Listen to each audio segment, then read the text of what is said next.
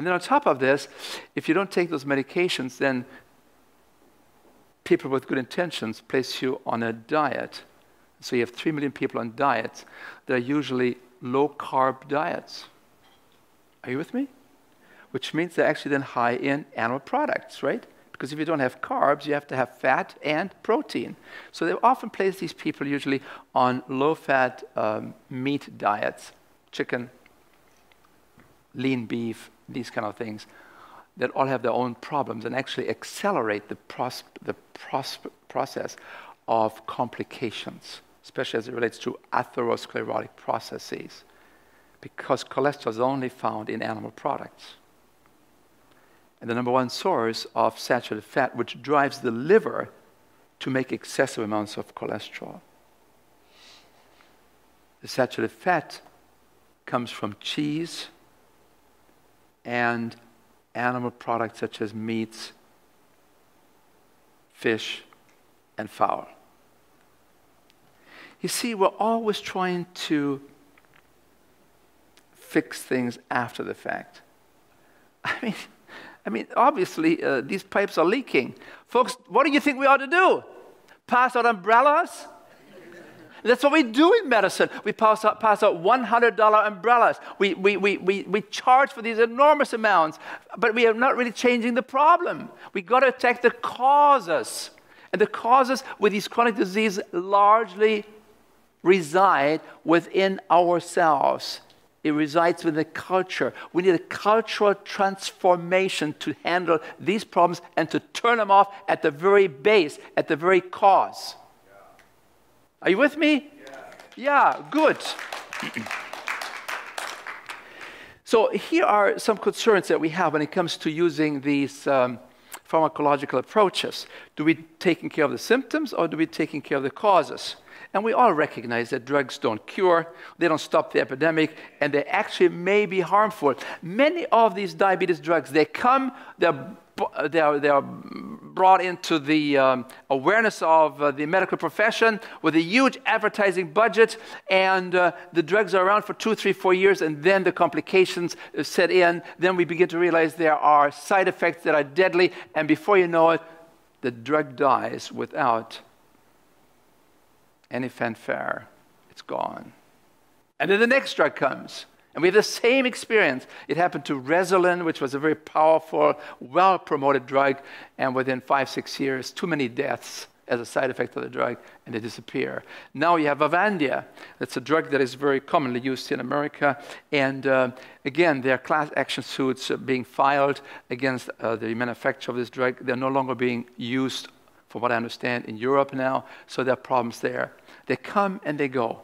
And then what most people don't realize when they have diabetes, they don't really understand why they're gaining weight.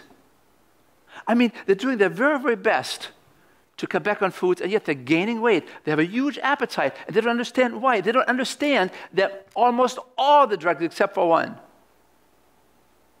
including insulin injections, all of these medicinal pharmacological approaches, except for one drug, metformin, will have a side effect that's caused appetite enhancement. What does that do? You want to eat more. You're hungry as a result of the drugs, of the insulin. So you want to eat more. So you eat more, you gain more weight. You gain more weight, your blood sugars go up. So you have to have more medication. The medication causes side effects. It enhances your appetite. So you eat more. You have higher blood sugar levels, you have to have more medication. Do you see the vicious cycle that we're in? Yeah. So what can we do? We know from international data that many populations that used a traditional plant-based diet were basically immune to diabetes. It was difficult to find diabetes in societies where people lived on very simple foods. But as we have a globalization of the Western diet, the disease also globalizes. We expect in the next 15 years to see the progression of type 2 diabetes in developing countries to increase by 170%.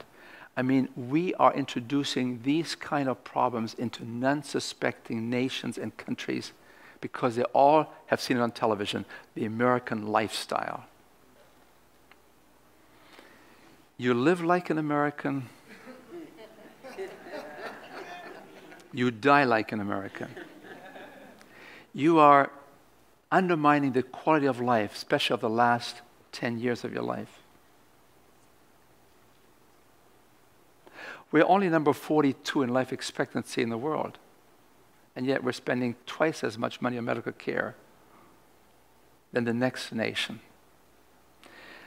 Health does not come with monetary expenditures. Health comes as a byproduct of encouraging, educating, motivating, inspiring populations. And that has to include policy changes by governments. We need to make it the right thing to eat more simply. We have to make it the right thing to go into an exercise program. Diabetics, any diabetic, should, after a meal, should immediately walk. I don't mean in half an hour, I mean within 2 minutes. That's the latest finding that we have now.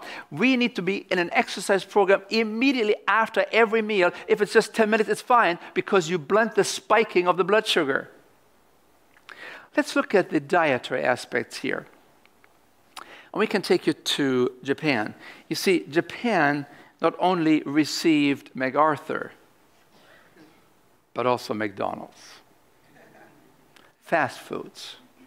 They became all the rage in Japan. It was difficult to find heart disease in Japan after World War II. I mean, the story is told that the Tokyo University Medical School had to import atherosclerosed coronary arteries from Johns Hopkins University in Baltimore to show medical students in Japan what killed then every second American from heart disease.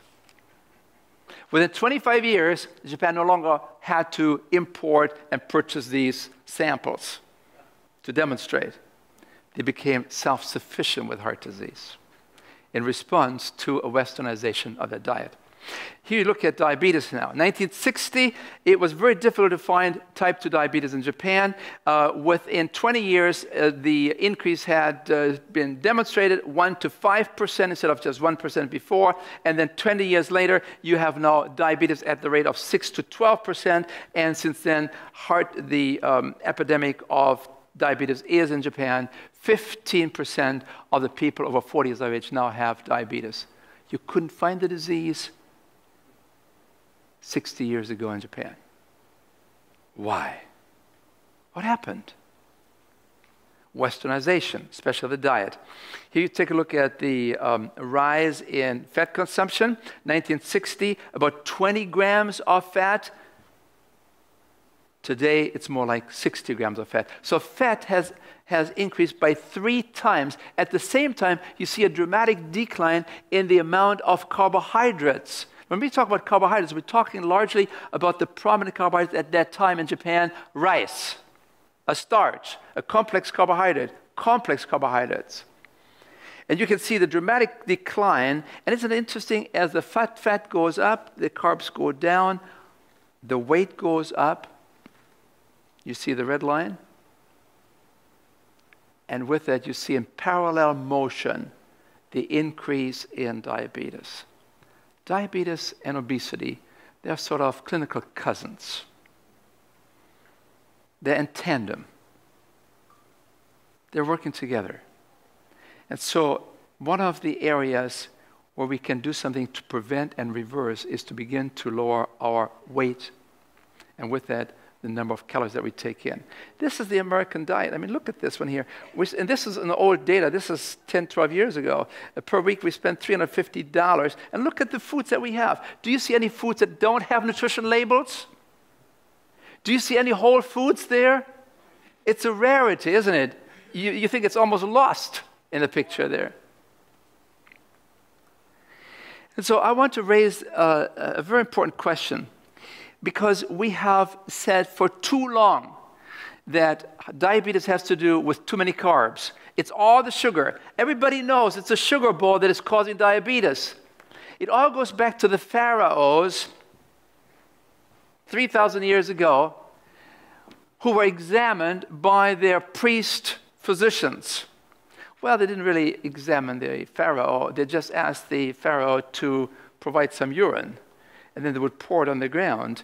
And if the ants would be attracted by the urine of the pharaoh, then your royalty, your majesty, it sounds like you have a sweet disease. You have diabetes.